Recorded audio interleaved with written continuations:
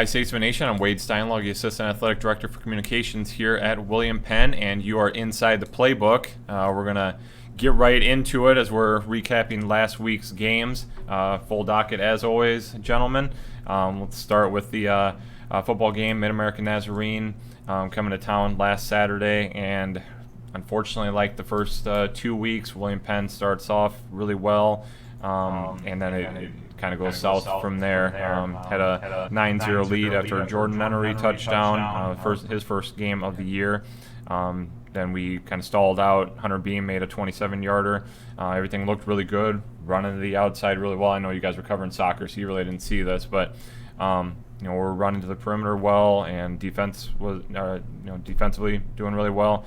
And then, like I said, the wheels kind of fell off there. They got back in the game. The only other score we had was a Colton Horak 33-yard pick six, but just wasn't meant to be, I guess. And now the Statesmen are 0-3. Yeah, I mean, if there was, the defense came up that big play, and then Jordan Nenery first came back after an ACL injury.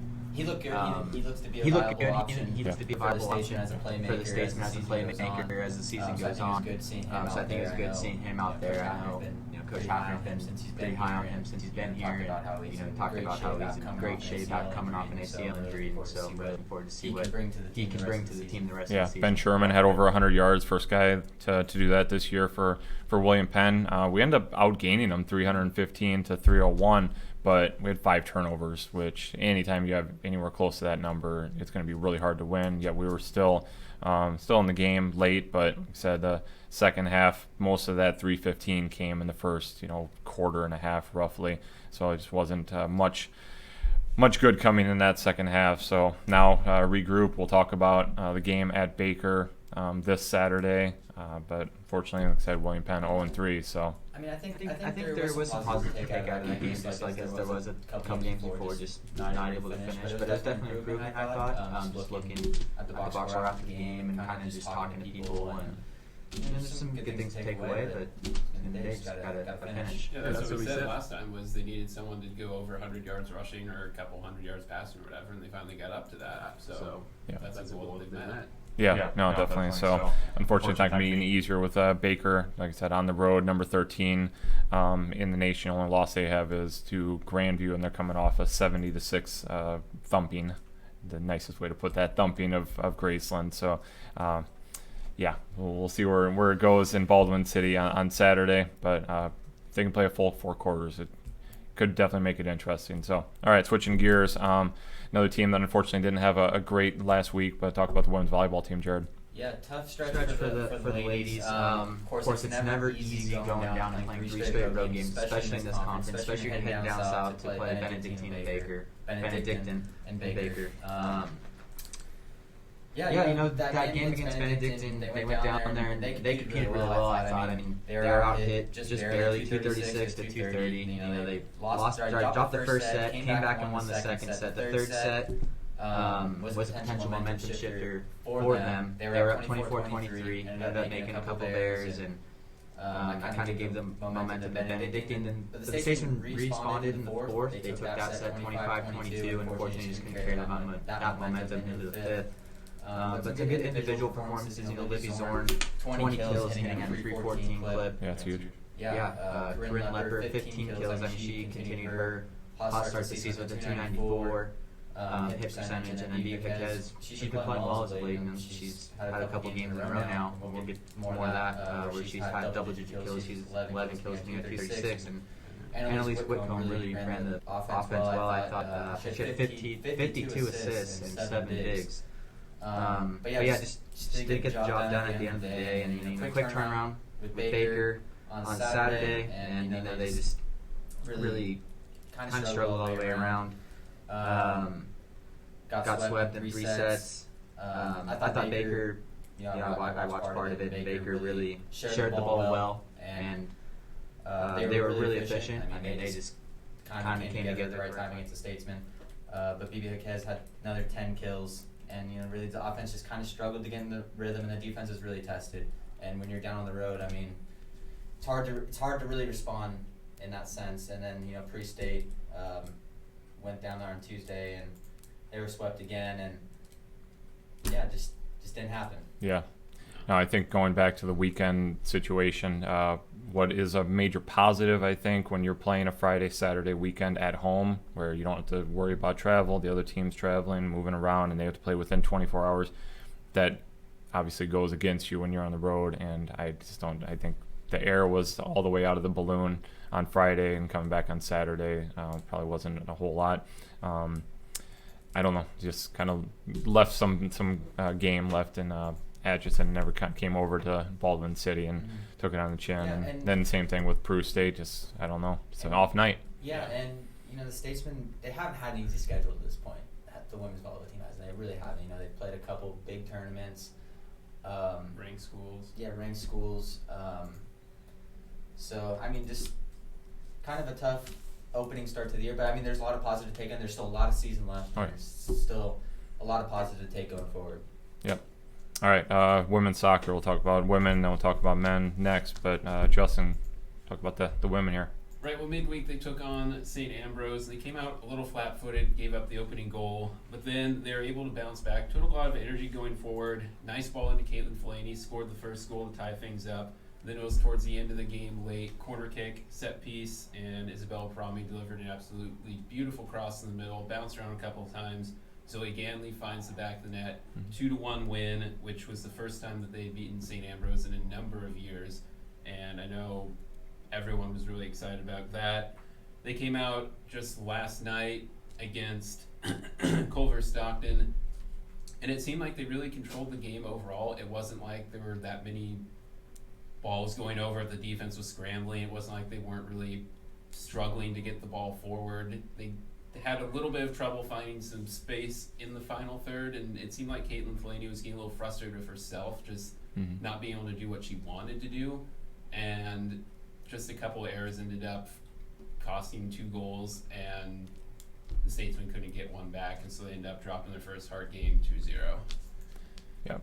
I think going back to the St. Ambrose game, that used to be a really big rivalry back in the old MCC, and I didn't realize it had been since 2005 that we had beaten them, so that was amazing. It's always good to beat the Bees.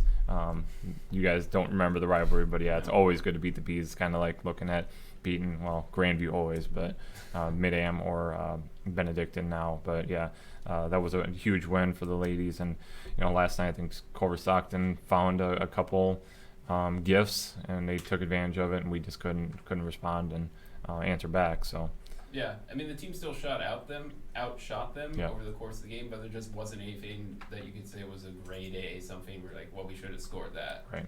So a close one, but still a better game, and they're really starting to come together overall as a team and play together. Yeah. Better. Well, kind of exactly what we expected with a really young team. When you're starting 9, 10 freshmen or sophomores, that's they're going to get better as the year goes along. I guess there's one or two ways they could either hit some adversity and fall apart, but they're not. They hit some adversity and they're battling through and getting better every time out. It really so does seem like they're getting stronger every time out, and that that camaraderie is really getting there. And yeah.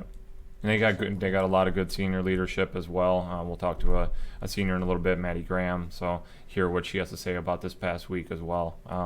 Switch it over. I'll talk about the men's soccer team. A couple big wins there. St. Ambrose, not the program they used to be back in the MCC, but we just laid it to them. 3-0 isn't an amazing, huge score, but 28-2 in shots. It could have been so much more. That was a great win. Kenzie DeVisca had a pair of goals. Everybody just kind of got into it a little bit. Like I said, could have been a much worse, much better on our end, but came away with a nice win in conference play, bouncing back after that tough one against Hannibal. Hopefully, and we'll talk to Coach Highcock about this in a little bit, hopefully the injuries to Jonathan Riley and Akram Hassan are minimal, and they'll be able to get back very soon. Then on Wednesday, just last night, Culver Stockton starting conference play, and that was a really nice victory for the guys, really just giving up that, conceding a weird penalty kick goal, but 3-1. Nice victory there with, again, everybody kind of getting in the mix there. Bernardo Lima's my let's call it pick to click type guy right there, that he just finds a way to get into the mix. Like, he's such an unsung hero, and has 2 great assists last night. Ethan Martinez, freshman, starting to score goals. Exactly why he's here. Kenzie again gets a goal. Amgad Hassan does all the work, dribbling from center field all the way in, midfield all the way in, and then Lucas Koch takes advantage of a bounced ball, and he gets his goal. So, and then Austin Munoz had a nice quiet night. So a couple big wins there, getting ourselves ready for a really tough week with Benedictine and Grandview coming up that we'll talk about later. So. Yeah. It was good to see Ethan find the back of the net a couple times. He's gotten some really good looks here early in the season. Probably hasn't had quite as much success as finding the back of the net as he would like. I mean, you see him at times get frustrated. He has a nice open shot and gets blocked or goes off the crossbar. It's good to see him get a couple that find the back of the net, because he's doing a really good job, I think, up front, and really getting some good shots off. And it's only a matter of time to really find the back of the net. Yeah, when you're the all-time leading scorer at your high school, at a big high school, really prestigious high school down in the Kansas City area, I'm sure he's a little frustrated. He's only got a couple goals early on in his collegiate career, but I'm sure it's gonna be a floodgate type situation. He's gonna get 1, and 1's gonna turn into 5. Yeah. So Streak, and we'll get going. And overall, I think the back line deserves some credit too. Definitely. They, especially with the couple wins this past week where they didn't really have as much to do, you'd think, clean sheet, and give the other goals due to penalties. You can't really blame it on them per se, but still, they're higher up the pitch, they're controlling play, they're making good passes, they're creating time and space for the midfield, which is allowing runs to go forward, and that's developing the offense. And yeah, you want to be able to finish some more of those chances, but the fact you're getting so many shots and so many chances per game is just a testament that the back is trusted and feels secure by the rest of the team. Yeah, there were several times the past couple games that I saw some defenders definitely playing very high in the midfield. And Donnie Messina's always high up there, because anytime we get in the final third, he's the one throwing it in. Yeah. But I know Joe Minton, who we're going to be talking to in a little bit, he was playing almost a forward mid at times, caught on Saturday. So trying to get those guys in the mix a little bit more, and that again puts more pressure on them. Though you're moving up forward now, if they're going to counter, you got to get your rear end back pretty quick. So. But they're doing an awesome job, and that's really going to be the staple of this Statesman team, is the defense, and hopefully the offense will continue to click, and like I said, big wins. So, all right, Justin, let's talk about women's golf just a couple days ago. They went up north to Lamar's, played a slightly easy course. I'm talking a couple players. They said it was very scoreable, and the first round certainly was. The girl who eventually won the individual out of Grandview, she was 6 under on day 1. Yeah. And that's after 2 rounds, so very impressive from her. But our girls were no slouches either. Brittany Evans set a low for 18 with a 1 under 71, set the new 36 record at a 143. And even on day 1, Bailey Frame was just 2 shots above her, a total of 145. So those 2 really came in clutch. Day 1, some other good scores as well. Some all around 80 for the 4 of the 5 girls, and the team was sitting first overall after day 1. Then day 2, it got a lot windier. I was talking to Alexis the other day. She said they moved some of the tee boxes around, especially on the first hole. She said they set one up to make you think you could carry the water, but you really couldn't, especially with the wind. And so everyone's scores across the board shot up, except for Jacqueline. She once again brought her score down progressively from each round. So if she can figure out how to attack a course day 1 and then lower her score from there, she's going to be pretty good for this squad, depending upon who they put out at the tournament. That would be a good option. So the Statesmen ended up finishing 2nd overall. Texas Wesleyan takes home 1st, but a 1st and a 2nd in your first 2 tournaments is a great start, and some really competitive scores. And they looked a lot even better this past tournament than they did the one up in Bellevue. Yeah, definitely. And as far as Texas Wesleyan goes, that's the number 14 team in the nation. We're 16. Morningside's 21. We beat them. Bellevue and I forget the other name of the school, doesn't matter, but there were 2 other teams that were receiving votes as well, and we were way ahead of them. So we placed exactly where we probably should have looking at that tournament. So yeah, really good showing for the ladies, especially knowing, again, the quality that we lost from last year and kind of, leaving off or starting where they left off last year. So yeah, really great start. Evans even lost a few shots in the second round. She went to 81, I believe, to finish with 220. But even a couple of the other girls we left a few shots at final. The student community at William Penn made an impression on me. It's a real statement that you can come here and be part of something real. The last day, and we just you have the opportunity to participate in activities, to be involved, to make a difference on campus. Better score. So the coaches anyway, are awesome. Finally, we'll talk about cross country here. Weird thing on Thursday, right after we had our show. The real experiences at Penn have helped shape who I'm going to be never when I mind, we're not going to graduate. Grandview. They canceled it. I work harder because I want to be part of the conversation in Saturday, class. so that threw William a Penn big wrench gives in me the the mix freedom for the to be team, who I am now, and some of the and the individuals tools weren't able for to who I wanna compete be. because they were planning on going Diversity Friday. runs They had deep at something William going on Penn. Saturday. Not only in the student Either way, body, which is not made many, up of people from all over the world, but individuals also on in the women's diverse side opportunities for competed, so they hands-on didn't have a learning. full team. But The equipment you Mac, get to use is legit. Came out The 47th experiences overall. here I will think help me get a job when I 140, graduate. Runners I am a total. leader. Talia I am a Duver and, trailblazer. I'm proud to be a statesman. Kokuo, William Penn were University. kind of in the mix Make as a well, statement, so be a they're statesman. doing a really good job. The ladies are running in a pack.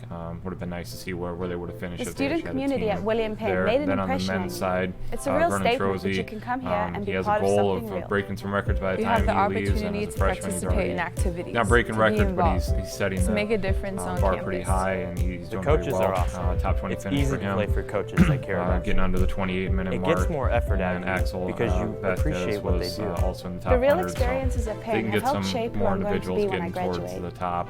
I work they'll harder definitely because be I a want much to be part of the improved, conversation team, in class. especially with Vernon. William Penn doing gives as me well the as he freedom is in the to women. be who I am now and the tools having for who I Michaela want to be. being new and the Diversity individuals that runs they brought deep at back, William they Penn. could, Not only in the again, student as I body, said which last is week, made they're up gonna of be people much from all over the improved, world, but also in the getting there. diverse So they have a opportunities for nice couple hands-on weeks learning. off now. The equipment you get to doing use some is legit. different type of The training. experiences here will help me get a job when I graduate. October 5th, I am a next leader. meet at I am a St. trailblazer. Ambrose, so see I'm what proud to the, be a statesman. cross-country team William do Penn in the next few University. weeks, maybe get some Make a people healthy statement, and all be a that. statesman. Anything else, guys, from last week? About it. I think we beat the horse pretty dead by now. So, all right. When we come back, the guys will leave the stage here, and then we'll set up for women's soccer as Maddie Graham and also Coach Jamie Highcock will join us here. You are inside the playbook. The student community at William Penn made an impression on me. It's a real statement that Oh, you can now? come here and be part of something real. You have the Terry opportunity is to participate in gone with the activities, ecology club, to so be he's not involved, even, like, on to make a difference on in campus. civilization right The now, coaches so he are will get awesome. back to you this It's weekend. easy to play for coaches that care about you. It gets more effort out of Yeah. you because you Or they'll do appreciate what they something do. The real experiences at Penn have Alright, helped Maddie, shape who I'm Jamie, going to be when I graduate. which order we I work harder because I want to be Order part of runs the it. conversation in class. William Penn gives me the freedom I guess to be who I am now. Preferential, and I'd the rather tools have you for in who the I middle. want to be. Okay. Diversity runs deep at William Penn. Not only in the student They're body, already which just is made up of people from all over the world, But also in the diverse opportunities for hands-on Hey, can I get learning. your questions? The equipment you get to use is legit. The experiences here will help me get a job when I graduate. I am a leader. I am a trailblazer. Yeah, but this is I'm your proud to family be a right there. statesman. You're not looking into it. but William that's the Penn one that makes you University. guys there. Make a statement, be a Sounds good. statesman. Maddie's like, I don't want to do this. The student community at William Penn made an impression on me. It's a real statement that you can come here and be part of something real. Dude, we won't. You have the opportunity to participate in activities, to be involved, to make a We're on difference on 0-3. campus. They coaches know are they awesome. went 0-3. It's easy to play for coaches that care about you. It gets Don't be more wrong, effort guys. out of you because you appreciate what they do. The real experiences at Penn have helped shape who I'm going to be when I graduate. I work harder because I want to be part of the conversation in class. William Penn gives me the freedom to be who I am now and the tools for who I want to be. Diversity runs deep at William Penn. Not only in the student body, which is made up of people from all over the world, But also in the diverse opportunities for hands-on learning. The equipment you get to use is legit. The experiences here will help me get a job when I graduate. I am a leader. Okay, like I said. I am a trailblazer. I'm proud to be a statesman. William Penn University. Make a statement. Welcome back, be a Statesman Nation. statesman. Again, we are joined, Justin Burtis stayed with us here, but we're also The joined student by Coach community at William Jamie Penn Highcock made of an the women's impression soccer on team, me. as well as It's a real statement that you senior can come women's here soccer and be part player of something real. Maddie Graham out of You have the Lehigh, Utah. opportunity to So participate appreciate in you guys coming in activities, for a to few be minutes. involved, to make a Both very difference tired, on especially campus. you, Coach, having to drive back to coaches Des are Moines awesome. after, It's I easy don't know to when play we for get done, coaches about that care 10:30 about last you. night. So It gets yeah, more effort it'll be a little out of bit you crazy. because so. you appreciate what they do. Coach, let's The talk real about last week a experiences little at Penn bit. have helped shape On who the I'm going women's to be when I side, graduate. nice win against St. I work Ambrose, harder like we because said. I want to be part of A the little conversation history in class. being made there. Hadn't, William Penn gives me beaten the the freedom Bees for to be who I am about now, a decade and a half, and the so that tools was for who I a want to big be. one. And then Culver Diversity Stockton runs deep just at William a couple Penn. balls Not bounce only the in other the way, student and body, maybe which is that's made up of people a better from all over result the or a world, positive But also result in the of starting diverse hard play. opportunity to Yeah, enhance. obviously the St. Ambrose game last weekend was very good. We played some very good soccer against a very good St. Ambrose team. We could see it coming really from maybe a year ago. We were unlucky at their place to lose in overtime, and then leading into the spring we tied against them, and we felt like pre-season went well this year, and certainly the games before the St. Ambrose game that we were ready to beat them, and we thought that the time was coming now. We didn't obviously want to go into the half losing, but we knew if we just kept playing how we were playing and just improve on that a little bit, that we would come good, and that happened. And I think we fully deserved to win the game in the end. Played some good soccer, obviously had a lot of shots, and it was good. And then obviously leading into yesterday's game, it's a similar scenario really, losing 1-0 at half time after playing well and just giving away a sloppy goal. It was obviously a sloppy goal against St. Ambrose, sloppy goal that we conceded last night in the first half. So the team talk was similar, as Maddie can touch on in a little bit, but I think we did easily enough to win the game last night, and it was very frustrating that we lose those games that we lost last night, because you can take losing if you're not the better team or if you're playing against a really strong opposition, but I definitely don't think the opposition was great, and I definitely don't think we deserved to lose the game last night, but that's the way soccer works sometimes. Yeah, soccer's weird. I say that all the time. You could outshoot somebody 30-1 and you can lose 1-0. Yeah. So I mean, it's just that simple. Maddie, talk about the team where they're at right now. You guys, I mean, this is your senior year. You're going into, this is the last hurrah and everything, but a lot of new kids out there. After a tough loss like last night, what was the locker room like afterwards? I mean, obviously, like the result last night is not what we wanted, but I think the locker room kind of mentality was just we need to shift our focus, because Benedictine is a good team. So obviously we need to fix a few things, mistakes, and work and train hard. So Saturday we can hopefully get a win against Benedictine. Yep. Coach, talk about your upcoming games here. 2 tough games. Benedictine obviously much tougher than Grandview, but Grandview being, it's a rivalry game. It, everybody wants to they pull out all the stops in that game. So upcoming, what's it going to take to come away 2-0 when we talk about this next week? Yeah, Benedictine, like Maddie said there, we can only take it one game at a time. Benedictine are always good.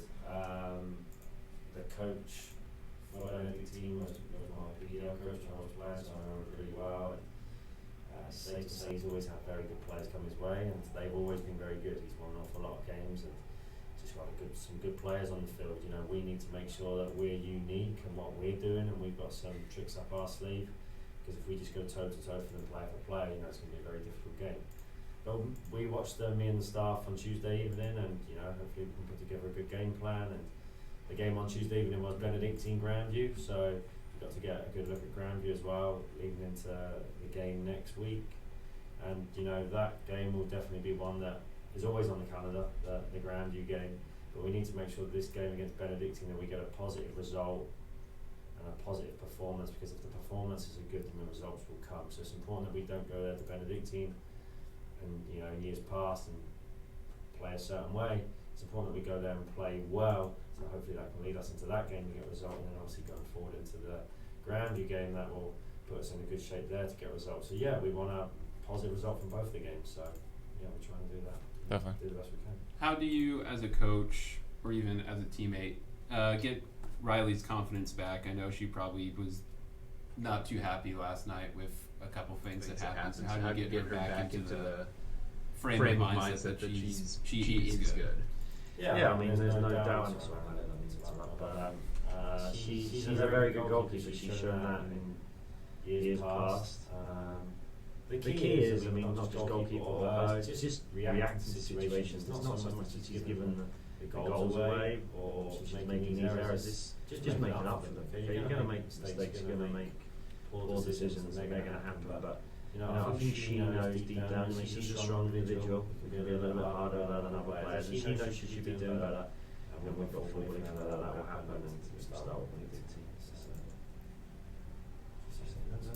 No, I think one of the biggest things is when it comes to like making mistakes like that. We just have like a strong team chemistry, like you were saying earlier. So I think one of the biggest things that helps is like as soon as we mess up, our teammates are right there to pick us up, and so that's a big thing this year for us. Maddie, talk about your role on this team. You've been banged up coming into preseason, already banged up, and you're getting older, so that just happens, right? No, but even though you're coming off the bench in a different role early on here in the season, just talk about where you fit into the puzzle, especially being that you guys have so many young players. I mean it is a different role from last year and being banged up coming in and just trying to get back. But it's really like cool to see like some of the young players step in and be able to play well, like Iris in the middle. Is a freshman and she's playing phenomenal. It's just what's really cool this year is like the amount of depth we have on the team. You have your starters, but then you also have a bench that can go in and play well, and so it's really cool. And I think as the season goes on and we play more conference games, that's what's really going to help us. Not looking to the future without Maddie Graham, but you're obviously trying to build, continue to build on a foundation and build for the future of William Penn soccer. What are you teaching? How are you doing that? How are you teaching these girls? This is the William Penn way. This is how we're going to continue to get better, and the big things, the small things. I mean, I think it just comes down to attitude. You can get thrown so many different things in life, on the field, off the field. But it's more how you react, like Jamie was saying earlier. And I think that's something that I try to do on and off the field, and I feel like it's a team. If we can master that, we can. Yep. All right.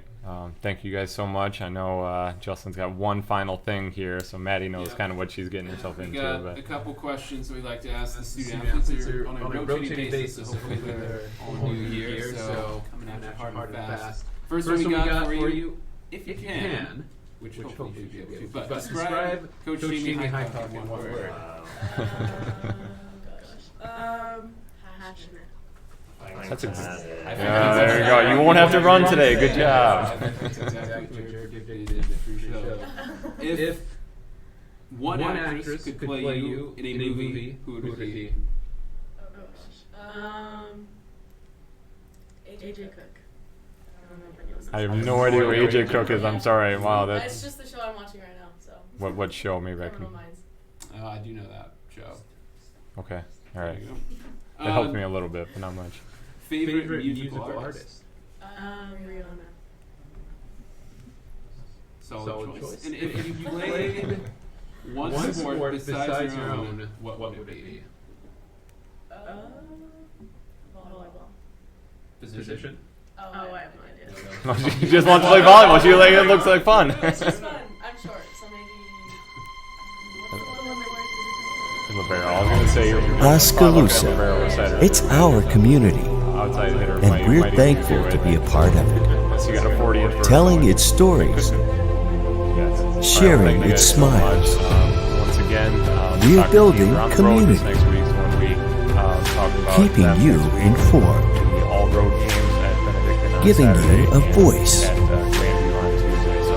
letting you know you're never alone during the victories and the losses, happiness and pain.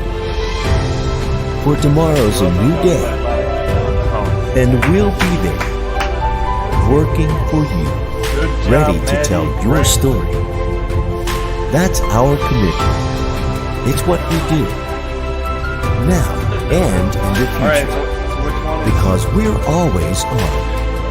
We're Oskaloosa News. she the one that's the one that works on the computer and helps them like? The other one. Oskaloosa. Yeah. It's our I think I community. know, but I'm like, And we're that one's popping in my head like that's the only one I'm thinking. Telling its stories, I can't watch that show. sharing its smiles. It is so disturbing. Like some of the. We're building community, Oh, okay, gotcha.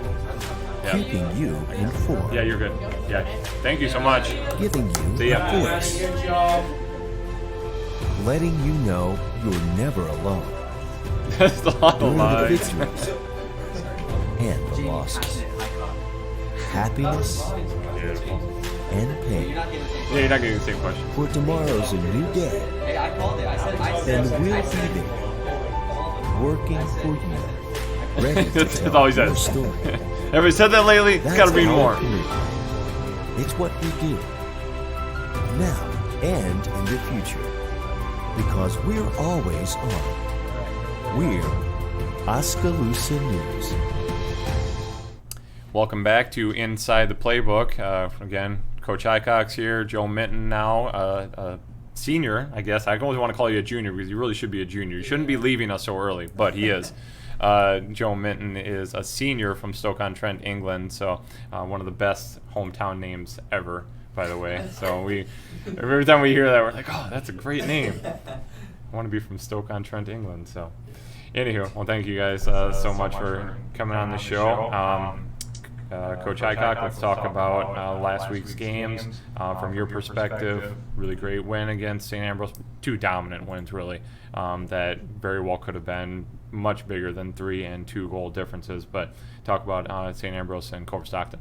Yeah, St. Ambrose was a good win. It was a good performance. We actually tied against them in the spring, and we always beaten them, but it's always been a bit of a struggle over recent years. So to put together some good soccer and follow the defeats of spring, it was good. Yeah, I thought we controlled the game from start to finish, and we made it difficult at times and hard work at times. But I knew we were going to win the game, and it was good to get that breathing space of a 2 and a 3 goal advantage. But it was good, and I thought we thoroughly deserved the win. We knew there'd be tougher challenges, and then going into the Culver Stockton game last night, we knew that it was going to be somewhat of a local rivalry. It's a strange dynamic how that's happened, and it's mainly since Joe can allude to the time since he's been here as well. We've just had so many playoff games or games that have meant a lot, and we used to be a little bit similar with regards to how we shaped up as a team, and they used to have a lot of British guys, we used to have a lot of British guys, and it became somewhat of a war. But it was great to see last night that we've just gone past that. I think we're a much more professional organisation now. I think we've got a much more talented team, and I think we've just gone streets ahead of them. And yeah, certainly last night we controlled the game from start to finish. We should have scored more goals. Shouldn't have been a penalty in the first place, but it was not great to go to 2-1. But we quickly got it back to 3-1, and we thoroughly deserved the win and produced some good soccer last night. Yeah. It's not funny. It was funny to us a little bit, but kind of sad on the St. Ambrose side. You obviously made their coach so mad about how badly you beat them that they were running still a good half hour after the game. So what that means for anything is I'm not sure, but it was just a kind of a commentary that I thought was interesting, that we had a good Saturday, to say the least. So yeah, it was interesting to see, because I've never had them do that in our field, and the head coach and the assistants are good friends of mine. Yeah. He messaged me to say I wasn't being disrespectful, but not just him. And I think sometimes coaches or organisations have somewhat of an ego, and Joe can speak to it, some other players. We always try to be very realistic in what we're doing. But I always speak to their coaches and their staff before the game, and they have these expectations, and they sort of look down upon William Penn. So right. I always tell our guys that these teams are constantly looking down at us for whatever reasons, and I think that always just fuels our fire to come out a little bit more hungry, because we're realistic. We know our limitations, but we know we're good. But we don't need to go tell people that. So to win and to see them do that almost alluded to the facts that I'm saying now, that they've just got unrealistic expectations, and we just focus on us and let our field, what we do on the field, do the talking, and then everything else will take care of itself. yeah, and you guys don't know this, but way before the Heart and being in the old MCC, there was a good rivalry with St. Ambrose and William Penn, and I'm sure with Coach Manal, however he says his last name, that I think he's still thinking this is old MTC where William Penn couldn't compete and everything, and it's totally different, and so that's where I think the realistic expectations are a little bit different and all that. So again, just an interesting thought that I had there. Joe, talk about this past week. You guys are, you obviously took a tough one against Hannibal, but bounced right back and getting back to the William Penn team that we've expected you guys to be. Yeah, I think Hannibal, we talked about the Hannibal game a lot as a team after, and it was just one of them games. I don't know, like, we talked about it 99 out of 100 times we win. It was just that one day we didn't prepare properly, we didn't maybe come out of the blocks firing, we didn't start how we wanted to start, but whoever was coming after Hannibal was going to get backlash.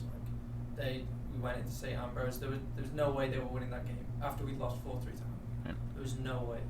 We went out, just commanding performance, and then against Culver Stockton last night, it's the hardest conference in America. You can't take anybody for granted, and that was the mindset, We treat Culver like a Central Methodist, like a Missouri Valley, Benedictine, Grandview, and we go out and we show them what we can do. We're receiving votes, we're noticed nationally, so we just got to start showing people that we can go and we can beat these better teams, and we can convincingly be the teams that we're meant to be. Culver Stockton's them sort of teams. So. Yeah. As I alluded to, senior year, even though you're only a junior eligibility-wise, unless I'm missing something there, so I could be completely wrong. But last year, last year for a lot of guys, Eduardo's also being done early, so you guys, the cupboard will be a little emptier next year, but in a lot of ways because of that, and because it's your last year for you especially, it's this year or bust as far as making it to nationals. Talk about the different expectations you guys have put on yourselves, and not pressure per se. I don't want to say pressure, but maybe you guys do have put pressure and say, we need to step it up. This year has to be different. Well, we felt a bit we think we got robbed against Baker last game of last season. We got robbed in the national tournament there. So we came in this season. A lot of the guys who returned, we got a chip on our shoulders. We haven't come here to mess around. A lot of the guys who transferred in last year, like sort of the LA boys and the people who are going to be seniors this year, we know how good we were last year.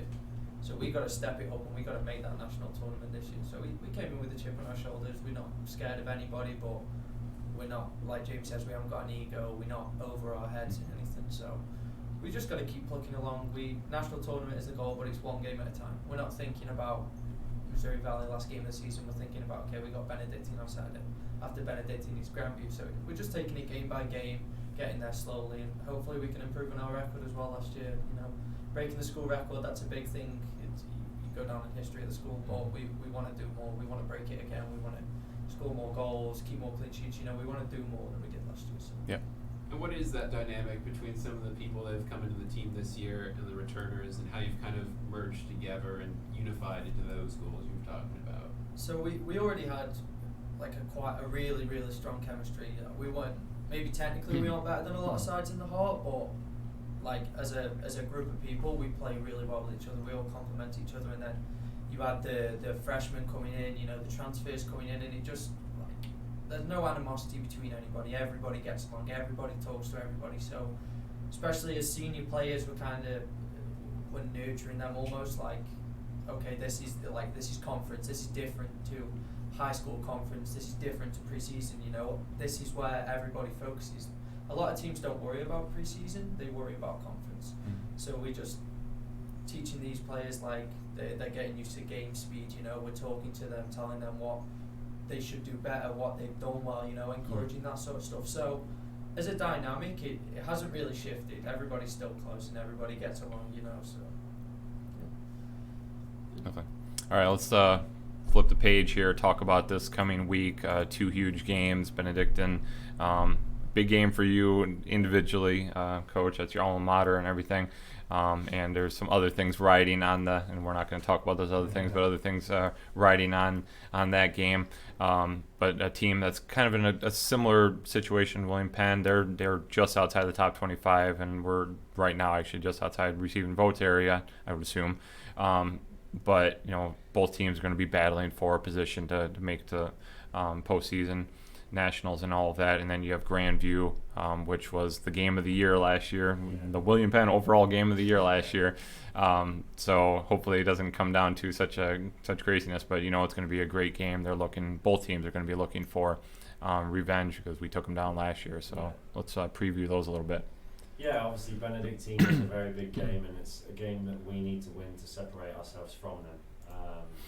Culver Stockton will lose a fair amount of games this season, it's safe to say.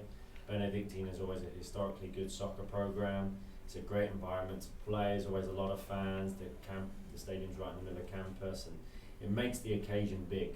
And obviously with the events that are going on this weekend, it's going to make it an even bigger occasion. But the bigger the occasion, the bigger the performance. Okay. And we had that against them when we played last year. They were ranked, and it was a big win for us because we had our sights on the record, and I think that was a major hurdle for us to win that game to get that record. But they're there for the taking, and I think we want to learn as the season goes on. And we know from the start of this season, maybe when we played someone like Olivet Nazarene, that was a team there for the taking with a number there next to their name that we didn't take, which we do need to take if we want to reach our goals, because our goals are the national tournament. So Benedictine are there for the taking, and there's a number next to their name, there's a receiving votes next to their name that we need to beat and we need to win against.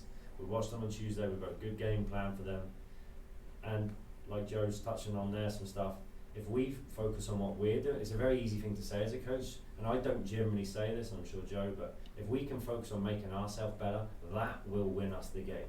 It used to be, what is the opposition doing? Okay, let's tailor to that, and then this, and then there's a lot of variables. But if we can be at our very best on Saturday, I have no doubt that we can win the game. So we've got our eyes firmly set on that game. We're going to have a good film report today and a good training session. And then obviously leading into the Grandview game, we watched Benedictine Grandview on Tuesday evening, and it was a very good game. They're the same as well. They are improved from last year, Grandview. I mean, they beat Benedictine 4-1, so they are a good team. But I would say on paper and the players we have and the way we're set up, we're better than both those teams. But just like the handball game showed, or even last night's game showed, you have to turn up on game day. If you turn up on game day and you beat your best, then you put yourself in a good situation. But if we want to achieve our goals, we need to win these two games. Yeah. We can't afford any slip-ups against any teams that are in and around us, or certainly below us in any sort of ranking or standing. So they're crucial to what we do, and it's going to be crucial in our season. It's going to be crucial for us to win these next two games. And that was something that I was going to ask, hearing you talk about game plan and stuff like that. Not that I want to hear all the secrets and things like that, but soccer, a lot of the times, from a visual perspective, seems to be the same. You pass the ball backwards, forwards, you work it around like that. If you were to it's that simple. Yeah, just that simple. If you were to describe to a generic person, especially Americans who are not ingrained in soccer or football, as I'm sure you would rather prefer it called, since early on, how much actually changes between games? Interesting, that's a good question. Well, first of all, they used to say it's a simple game that we overcomplicate, and I believe that saying for a number of years. I'm doing a lot of my coaching education with UEFA for the Northern Irish FA, and I'll never forget one instructor said to me this year, he goes, forget about that old saying. He goes, it is a complicated game that we make even more complicated. That is becoming more complicated. So it is becoming a lot more scientific, a lot of stats, and it's becoming more complicated. It's positions are breaking off and the game's constantly changing. But seeing the game change from day to day or from game to game, there's so many variables in soccer. It's not tennis or golf where it's a one-man sport. Joe could have the game of his life, but if someone up front's not scoring the goals, then it doesn't really matter that Joe had the game of his life. I'm a big believer that you need 6 or 7 players to play well every game. They need to be playing 7, 8, 9 out of 10, and then if someone is playing maybe a 6 out of 10, that you can carry them through. So soccer with variables and it changing game to game is just constantly individual performances.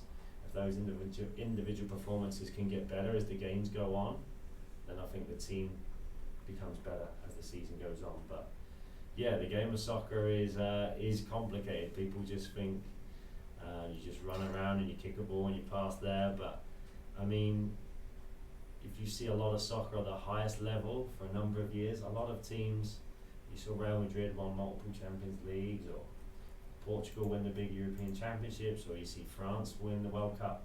If you were to watch soccer as a neutral perspective and you saw the teams that play against them, you would probably think that the other teams were better than them.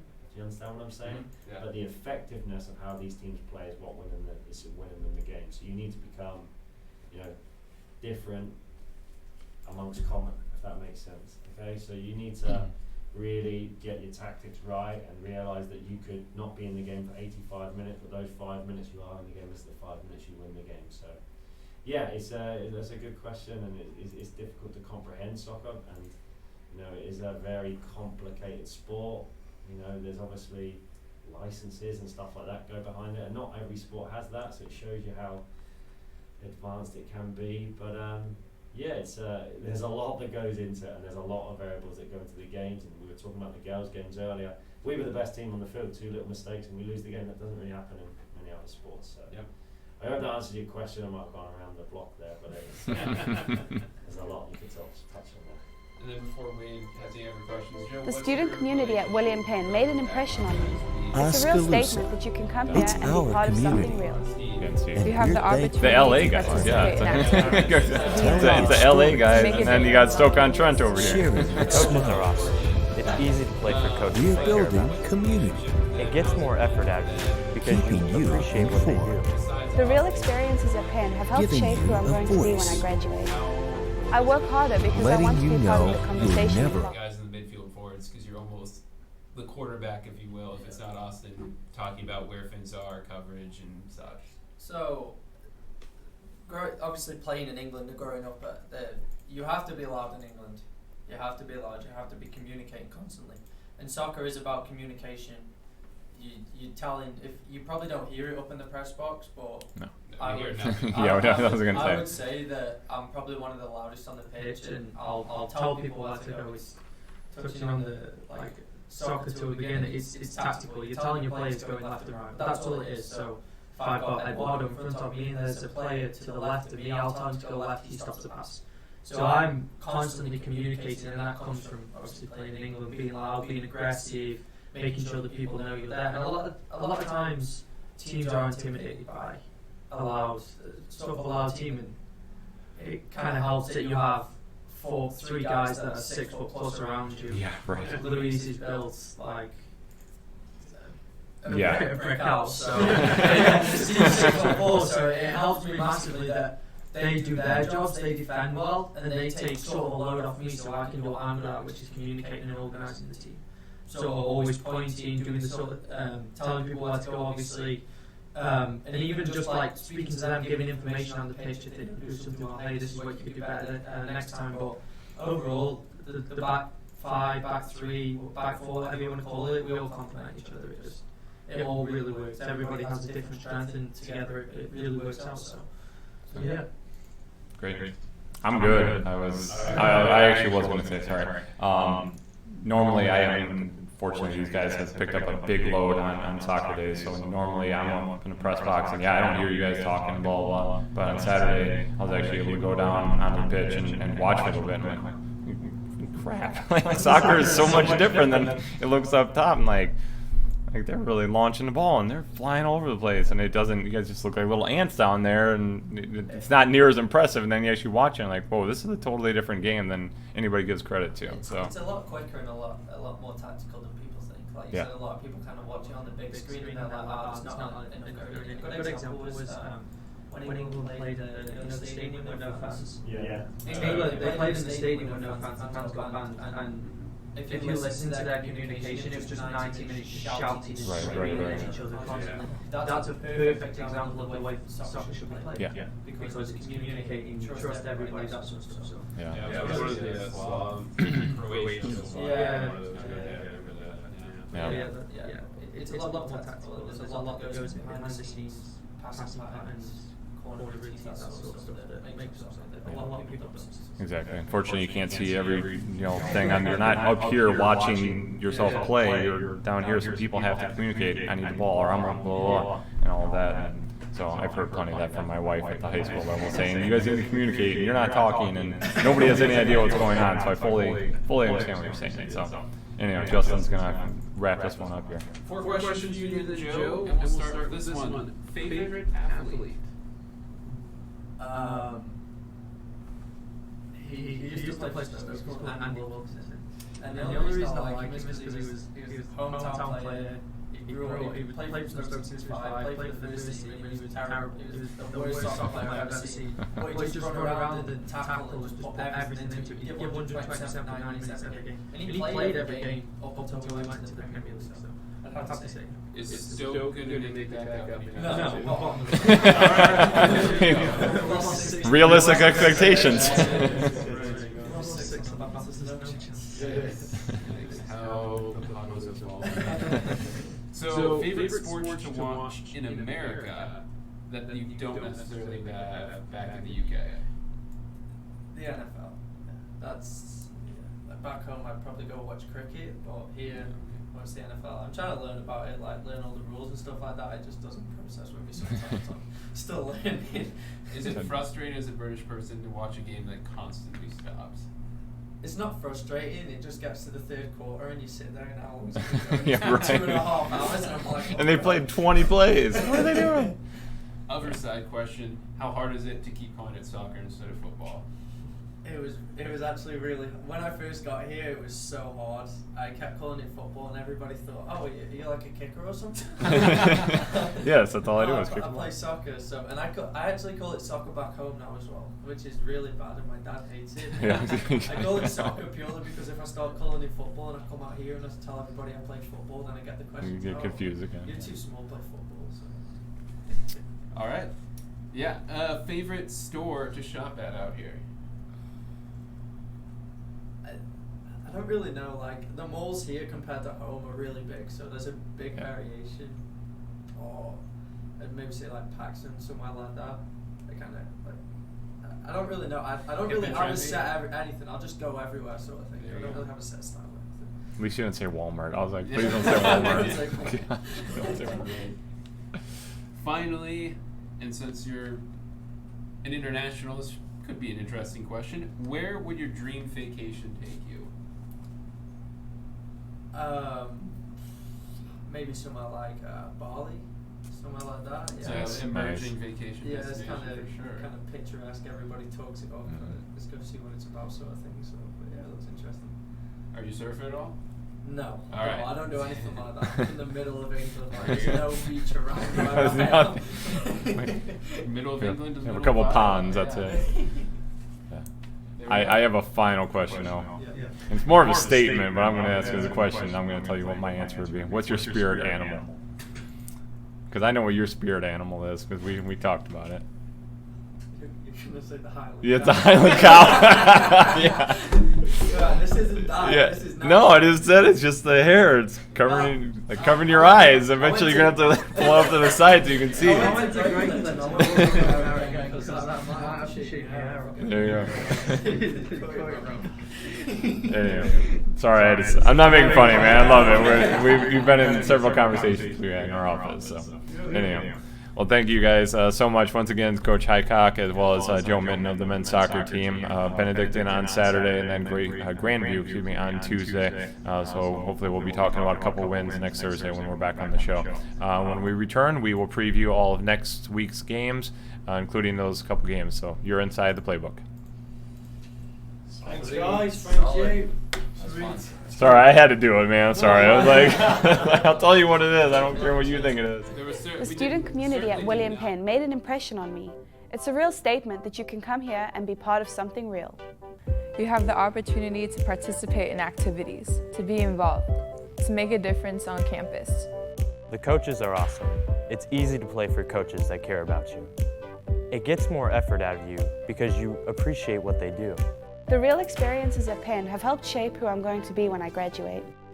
I work harder because I want to be part of the conversation in class. William Penn gives me the freedom to be who I am now and the tools for who I want to be.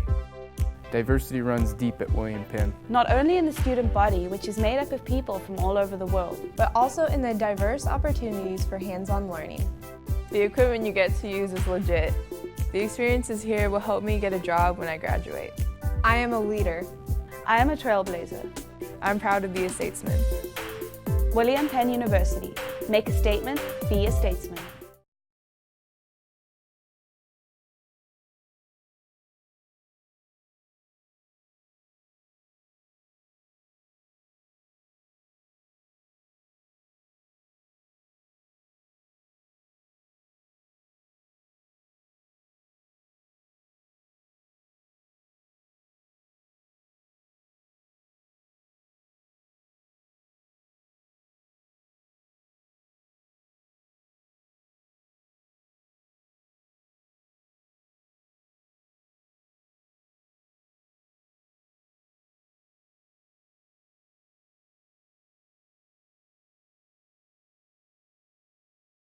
Play a full 4 quarters, they can beat pretty much anybody. I mean, they gave Benedictine a heck of a push there 2 weeks ago, and it fell apart. And last week was just didn't go as planned, obviously. And so hopefully again 4 quarters can actually be done and actually execute all the way across. So yeah. And did you say that there was potentially a change for the roster going this weekend? Oh yeah, it sounds like there might. Tyler Wood is out. That's all I've seen. He's not on the excuse list. So hopefully Baker's not watching this and we just gave something away. But then again, I'm sure that's on the 2 deep anyhow, so they would know that. But yeah, so it'll be a different look, and I guess we'll just see how it comes about. But switching gears, we have a couple of games at home this weekend with the volleyball team. You can talk about that, Jared. Yeah, it might be really good for this team to come home to kind of like some home cooking, get back in the Penn Activity Center and feed off that energy that the home crowd provides. I'm gonna have a tough matchup right off the bat with Evangel. I mean, no rest for the wicked in this conference, and Evangel's really good. They're 14-3, 2-1 in the heart this year. They've had some notable wins, particularly early in the season. One of those wins coming against Oklahoma City University. That's on Friday. And then moving on to Moval. Moval has struggled so far this year. 0-16, 0-3 in the heart. Look for the Statesmen. The Statesmen still have to go out in that, still have to play quality sets, quality volleyball. I've talked to a couple volleyball players, and they said the morale's still good. They're still staying positive. They know there's a lot of season left. They had a good practice yesterday, is what I've heard. Just really trying to clean up some stuff on the defensive end. And the hitting in volleyball, you look at that game on last Friday against Benedict, and they hit the ball well. They hit a 290, I think it was, 230, and next couple of games weren't so hot offensively, but hitting I feel like is a fickle thing in volleyball. Just like a lot of things on offense and across a bunch of sports. Yeah. But defense and effort has to be there constantly, I believe. And if they get that cleaned up, the defensive intensity can be there, and they can kind of cut down on some of those mistakes that have kind of burned them. They've been 1 or 2 plays away from perhaps taking a set, perhaps changing the outlook of a game, and just kind of cleaning those things up. But like I said, there's still a lot of positivity going on, and it's something that you're always going to get from a Coach Cleaver coach team is good culture, good sense of positivity, and just always looking forward. And some home cooking might be good for them, as I mentioned. And then moving on to the middle of the week, they got Graceland on the road. So Graceland's not very far, but 3 games in this immediate area should be refreshing for them. Yeah. And I look forward. I like to say it's have a little bit of a couple bounce back performances here, especially coming home and getting time to kind of relax and debrief and having some good practices under the belt moving forward. Definitely. All right, women's soccer, Justin. Women's soccer, we just talked to Coach Amy Highcock, so we know that they're going down to Benedictine as well as in Grandview and Baker in the next week and a little bit here before we do the next show. Benedictine, top 5 team. They've taken a loss to Hastings, but they beat number 3 in the nation at the time, Southeastern College. They also beat Columbia. They're going to be a very hard game. We'll see how our girls do. If they can play well, a draw could certainly be in the option. A win would be better, but we'll have to see what happens. Grandview lost to Columbia, and Benedictine, they tied St. Ambrose. So if they're similar to St. Ambrose, it will be a tough game again, but still very winnable if they played like they did on Saturday. And last night, even though they got the loss. And then Baker beat Kansas Wesleyan, but otherwise seems to be about every notable thing for them this season. So again, the first game might be the biggest hurdle, but the other two, if they can keep some positive energy, should be within reach. Yeah, definitely. I think Grandview also played Robert Morris, and I think they beat him. So there's a few common opponents there, and you throw it all out the window anyhow when it comes to a rivalry game. That's been a really fun rivalry, especially the last few years. For a while there, Grandview had our number, year after year, and it wasn't even close some years. But since then, again, it's kind of this old St. Ambrose Grandview MCC mentality that William Penn's nothing, and we've totally flipped the script on that the last handful of years. So it'll be a fun matchup there against Grandview and Benedictine. Who knows if the right team shows up? Could be interesting. Is Baker next weekend? I was thinking it was next weekend. Okay, so we're going to talk before that, so I won't bring it up. So, but no, I appreciate you talking about it. Yeah. Then on the men's side, wrap up the soccer side. Coach Highcock, as we already talked to. That's his alma mater going down to Benedictine, and I think it's homecoming weekend or something as well. So he said it's going to be all sorts of interesting. They're they're inducting the class that he was part of that won the conference tournament title and went to nationals and all of that stuff. But so he's going to be there for different reasons. I don't know if he's actually going to be there for those reasons, but obviously trying to win some games. And if he wins on the men's side, he becomes the winningest coach in men's soccer history. So he said no better way to do it than against the alma mater and everything. So yeah, exactly. He'd be really excited about that. So Benedictine, we beat them last year. They're coming off a big loss to Grandview, so they're licking their wounds a little bit, but in the same respect, they're going to be looking for all sorts of revenge in that men's contest. And then you've got the Grandview game in Des Moines next Tuesday, and once again, rematch of last year's game of the year, which ended up being 4-3 overtime. Just an amazing game. Had the worst play-by-play call ever by me, but Jared loves it for whatever reason. Yeah, right. Anywho, it's going to be a great rematch, and again, throw everything out the window. Grandview's much improved this year. They're going to be looking for that revenge, and I guarantee that's going to be a battle and a half up there next Tuesday. So, but both of those matches, as Jamie said, they're basically must-haves if you're going to make nationals. You've got to pick off a team ahead of you if you want to be one of those 48 teams that makes nationals. Even though they expanded the field, you've got to beat some teams ahead of you. You can't just slide in with wins against Robert Morris and St. Ambrose and Culver Stockton or whatever, especially with that Hannibal loss. They need to pick up an upset somewhere if it's Benedictine, especially, and then Grandview would be pretty much an even 50-50 game that they gotta take down. So I'll throw it back to you there, Justin, for women's golf. I did not do research. They are playing at Edmonton coming up within the next week or so, hosting Mount Mercy. Yeah. Do you remember the day on that? Monday. Yeah. Monday. So Yep. one-off against just Mount Mercy. We'll see how they stack against them, but home course they play all the time. So with the scores they've had coming home, I would expect to see some great scores out of everyone, and most likely a win against Mount Mercy to take their first official win of the year. Yeah, it'd be a good battle too. Mount Mercy has gotten a lot better in golf the last few years, and that's really going to be, I think, unless something's changed with maybe a Baker or Grandview, that's going to be the team that's probably going to give us the best fight for the conference title. So be a good preview of seeing how good they are, and do we need to improve a lot more to make sure that they don't trip us up, or and all of that. So it'll be a good head-to-head battle. Yeah, I was talking to Alexis about her performance at the last one the other day when I saw her outside of our office, and she said that they're kind of where our program was about 6 years ago. Yeah, they're starting to move up. So cross-country wise, they're off again, not until early October, St. Ambrose meet. So nothing there at this point. Men's golf, though, does finally start its season.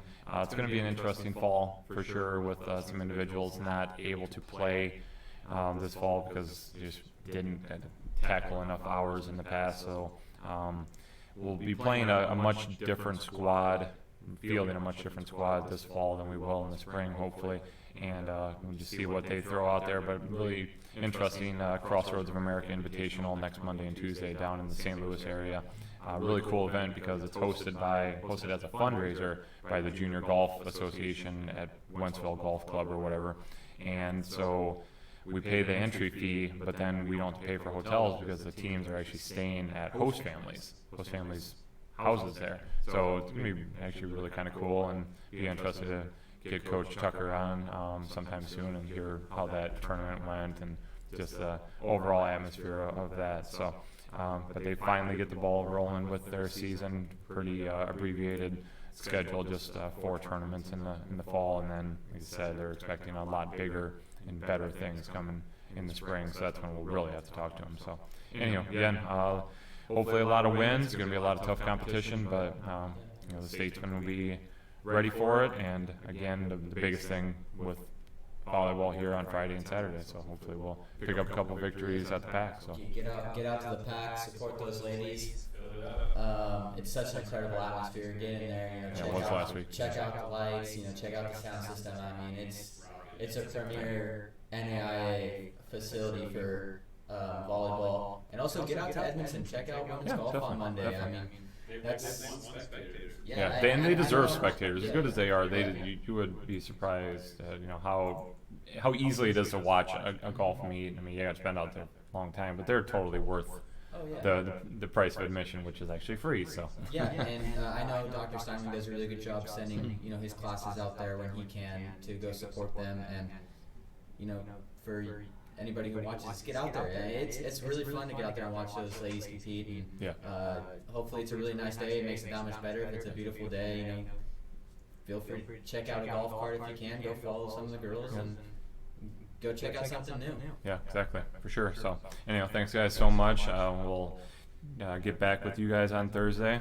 We'll talk still a lot more in our office too. So anyway, really excited to keep this ball rolling here. I want to thank Oski News for allowing us to host Inside the Playbook here. Ken Alsup and Ginger Alsup doing an awesome job over here supporting our Statesman athletics, and really appreciate them. So until next week, go Statesman.